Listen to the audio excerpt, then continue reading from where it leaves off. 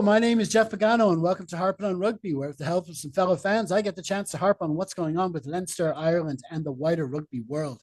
Now, joining me for this latest Rep Pod is the same two gentlemen who helped me go back over Ireland's test against Australia last week, starting with someone earning Harping Cap number 42, coming to us from Gibraltar. Welcome back to Mr. Rich Massoud. Evening, Jeff. Evening, Kieran. Good to see Great you. to be back. And also with us again is the owner-operator of the Post to Post Sport blog. This is pod appearance number 26 to go with the host of written articles for our own blog back in the day. This is actually his third week in a row with us, so he's kind of turning into the Andrew Porter of the group. Well, hello once again to Mr. Kieran Duffy. Been an intense camp. It's been a big run. I I was on for the marathon game in the URC, and I mentioned it was my last appearance of my twenties, and I turned 30 that Wednesday, the day after I sneezed and got a pain in my arm. So I was thinking, this is it. This is the end of any kind of intensity for me. But here we go, three pods in a row. So yeah, I'm doing like Keane Healy did in New Zealand a few years ago. That's it. We'll have the IRF onto us to manage your time but before the Six Nations. Okay. And so now this brings us to our final thoughts, starting with Rich. Yeah, mixed bag of a game as we've said. Lots to improve upon. Lots to be hopeful about because we clearly can turn it on. It's just a question of turning it on for longer periods in a match. Pinching oneself at seeing kids like Sam playing European rugby, Gus playing European rugby, having people like Erkes Neyman coming off a bench, Jordie Barrett there as well, like I say, yes, lots to work upon, lots to improve from that match. It wasn't our best, but we're still and tonking them. If anybody really needs to feel downtrodden, it should be Bristol, who, despite everything, every advantage that they had, being at home and the two-man advantage, etc., just couldn't break the defense down. So yeah, looking forward to the remainder of the competition. Let's see where it leads us this year.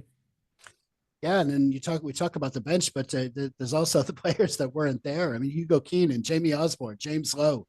I mean, exactly. So there would have been even more selection headaches. What did you think, Kieran?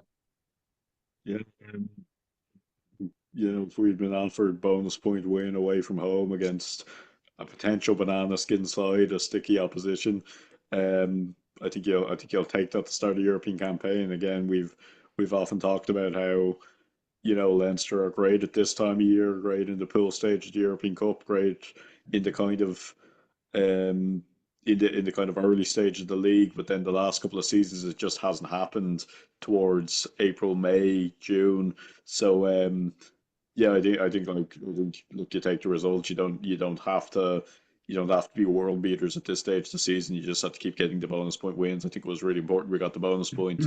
Um, at 7-all, I would have the way it was going in the first half. I think you would have just taken a win at all, but to get the bonus point was really good.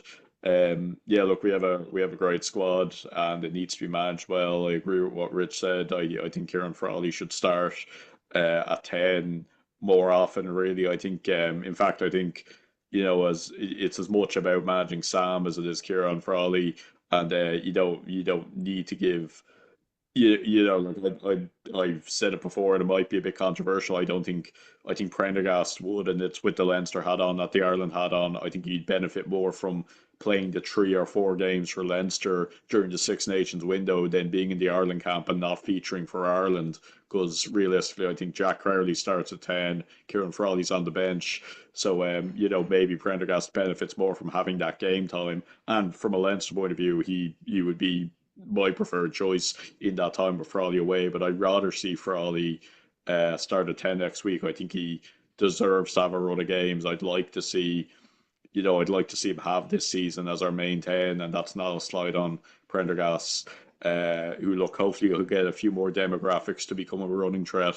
But it's not a slide on him. It's just a case of he just he's still so young, he's still so inexperienced. You don't know how your career is going to go. You don't need to put all your eggs in a very young player basket when you have another player who's still young himself, but he's more developed and he's probably just ahead of Sam. And I agree with Rich. He for all he can do everything Sam Prendergast can. So I think we have a great squad. I'd like to see Jordy Barrett start next week just to give him a big debut in the Aviva. But at the same time, he's only been with the squad a couple of days, so you wouldn't begrudge him just getting a spot off the bench. I think we need to start a lot quicker and be a lot more efficient in the first half, and no more stupid yellow cards because Claremont, they'll.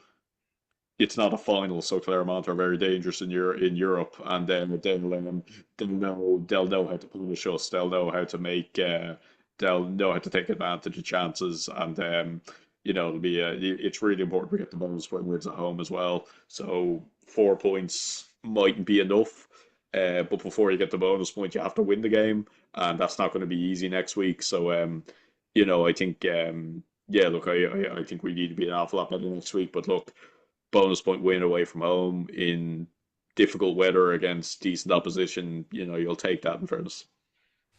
Absolutely. Okay, well, that's brilliant, lads. Many thanks to Rich and Kieran for joining us. That was a great chat, and I hope to have you both on again soon. Thanks, lads. Thanks, Jeff. Nice to see you, Kieran.